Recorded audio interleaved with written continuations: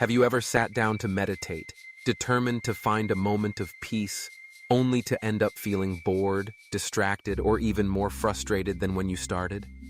If you've ever thought, maybe meditation just isn't for me, you're not alone. The truth is, you're not failing at meditation. Chances are the problem is the way you were taught. So many of us approach meditation with a set of expectations that have nothing to do with how our minds actually work. Let's unravel the hidden truths about meditation that no one seems to share, and discover how you can make it work for you. The image most people have of meditation is shaped by glossy magazine covers and social media posts. A serene figure sits perfectly still, eyes closed, bathed in early morning sunlight, surrounded by incense and the gentle sound of chanting. It's easy to believe that this is the only way to meditate. Legs crossed in lotus pose, back ramrod straight, hands delicately balanced on the knees. But here's the first truth. Meditation isn't about achieving the perfect pose or recreating the atmosphere of a mountain retreat. The best posture for meditation is the one that works for you, right now, in your real life. If you're most comfortable seated on your couch, go for it. Lean against a wall if your back hurts. If you need to lie down, that's fine too. Just try not to doze off. The point isn't to force yourself into discomfort, but to create a space where you can actually be present. The location doesn't matter. The pose doesn't matter. What matters is that you're able to sit still, even for a few moments, without pain or distraction from your body. Next, let's talk about the myth of the empty mind. Countless books and articles promise that meditation will help you quiet your thoughts, silence your mind, and banish distractions. But here's the hidden truth. Your brain will never shut up.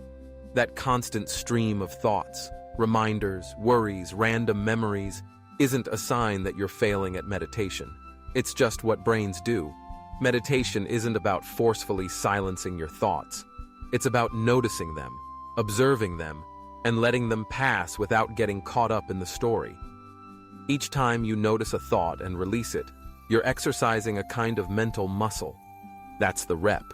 That's the workout. You don't go to the gym expecting your muscles to stay perfectly still. You go to move, to exert yourself, to grow stronger over time. Your mind is no different. The goal isn't to erase your thoughts, but to befriend them, to watch them come and go, just like clouds drifting across the sky. If you've tried to meditate for 20 minutes or even 10 and found yourself counting every second until it's over, you're not alone. Most people start with a goal that's too ambitious and then blame themselves when they can't stick to it. Here's another truth. Start small, start real. Just 2 minutes. Sit down, close your eyes, or soften your gaze, and breathe. That's it. No goal to reach enlightenment, no expectation to feel instantly calm. 2 minutes is all it takes to begin. Think of it like brushing your teeth. You don't expect your teeth to sparkle after the first day. You do it because over time, it keeps your mouth healthy. Meditation is the same. 2 minutes a day might not feel like much, but it's enough to start building a streak. Day by day, minute by minute, you're laying the foundation for a new habit. Even with the best intentions, your mind will wander. You'll start thinking about what's for dinner, whether you sent that email or if you remembered to lock the door. You might suddenly recall an embarrassing moment from years ago or start making mental grocery lists. This is normal. When you notice your mind drifting, try the anchor trick. Pick one simple focus: your breath, the hum of a fan, the feeling of your hands resting in your lap, or even a word like here.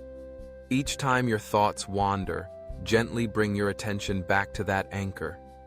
Don't judge yourself for drifting. Just reset. It's not a failure. It's the practice. Imagine a ship drifting in the harbor. The anchor doesn't prevent the ship from moving entirely, but it keeps it tethered, gently guiding it back to center. Your anchor does the same for your mind. Meditation becomes easier and more meaningful when you turn it into a ritual. Rituals are powerful because they link a new habit to something you already do, making it easier to remember and stick with it. Light a candle before you sit down. Sip a warm drink, or set a specific time each morning after your coffee. Pairing meditation with an existing routine helps build consistency, and consistency is what creates change. The ritual doesn't have to be elaborate, a simple signal to your brain that it's time to pause, breathe, and be present. Over time, these small rituals become a source of comfort, something you look forward to even on busy days. So, when does the change actually happen? Meditation isn't an instant fix.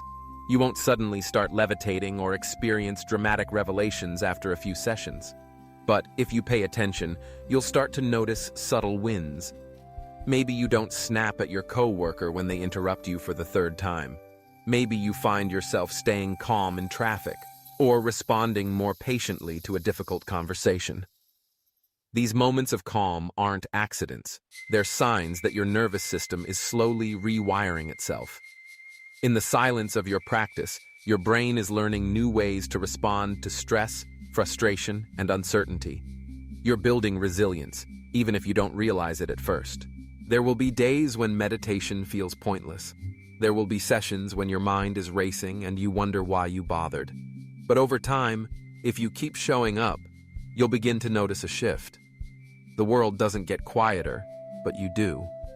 You start to recognize your patterns, how you react under stress, how you handle discomfort, how you respond to uncertainty.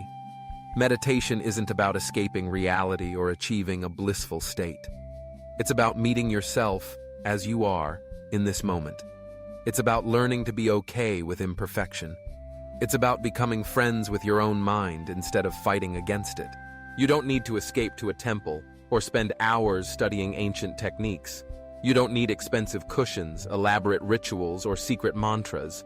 All you need is a willingness to show up day after day for just a few minutes. Not to control your mind, but to understand it. Not to banish your thoughts, but to notice them. Not to force yourself into stillness, but to discover what it feels like to simply be. So, if you're ready to give meditation another try, start tomorrow. Just 2 minutes. Find a comfortable spot, close your eyes if you like, and breathe. Notice your thoughts as they come and go. Use an anchor if you need to. Build a simple ritual to remind yourself that this time is for you, and when your mind wanders, as it inevitably will, bring it back with kindness and patience. That's all it takes to begin. As you practice, remember that meditation isn't about perfection. It's about showing up, even on the days when you don't feel like it.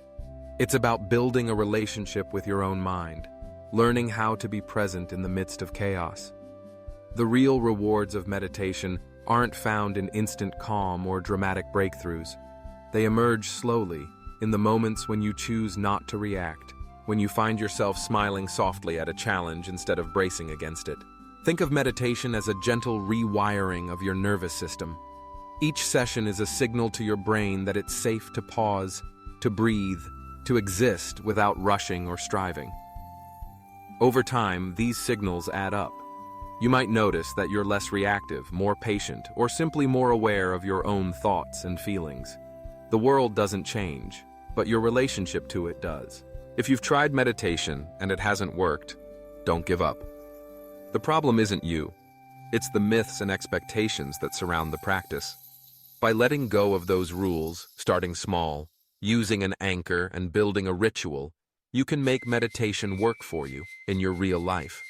You don't need to become a monk, escape to a mountain, or spend hours in silence. You just need to show up for 2 minutes a day. That's all it takes to start feeling the difference.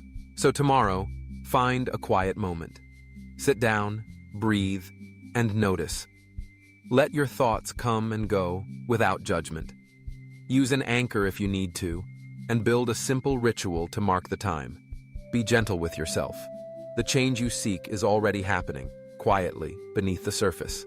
All you have to do is show up and let it unfold.